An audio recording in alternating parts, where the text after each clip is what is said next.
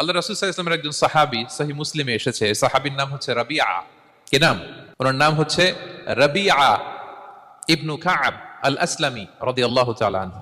উনি বলেন, কুনতু আবিতু ইনদা রাসূলিল্লাহ, একবার আমি রাত্রিবেলা রাসূল সাল্লাল্লাহু আলাইহি ওয়াসাল্লামের সাথে ছিলাম, কোনো এক কারণে রাসূলের সাথে রাত কাটিয়েছি। তো রাসূল সাল্লাল্লাহু আলাইহি ওয়াসাল্লাম যেহেতু তাহাজ্জুদের সালাত পড়েন, তো তিনি বলেন, আমি মাঝরাতে উঠে একটা গামলা দিয়ে, পাত্র দিয়ে অজুর পানি নিয়ে আসছি বিশ্বনবীর জন্য, এনে দিলাম। বিশ্বনবী এত খুশি হলেন, আমাকে বললেন, সাল হে কাব, তোমার কি লাগবে চাও। উনি বললেন, আসআলুকা মুরাফাকাতাকা ফিল জান্নাহ। উনি বললেন, ইয়া রাসূলুল্লাহ, আপনি যদি কিছু চাইতেই বলেন তাহলে আমি জান্নাতে আপনার সাথে থাকতে চাই। দেখেন কিভাবে ওনারা সুযোগ কাজে লাগাতেন। অজুর পানি নিয়ে আসছে, বিষ্ণু খুশি হয়ে গেলেন, বলেন তুমি কি চাও? বলে, আসআলুকা মুরাফাকাতাকা ফিল জান্নাহ। বড়টাই চাইছে, ছোটখাটো জিনিস চাই নাই।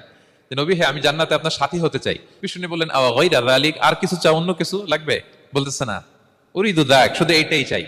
তখন বিষ্ণু সাল্লাল্লাহু আলাইহি ওয়াসাল্লাম বললেন, আইন্নি আলা নাফসিকা বিকাসরাতিস সুজুদ, এই মর্তবা যদি তুমি চাও তাহলে বেশি বেশি সেজদায় লুটিয়ে থাকো।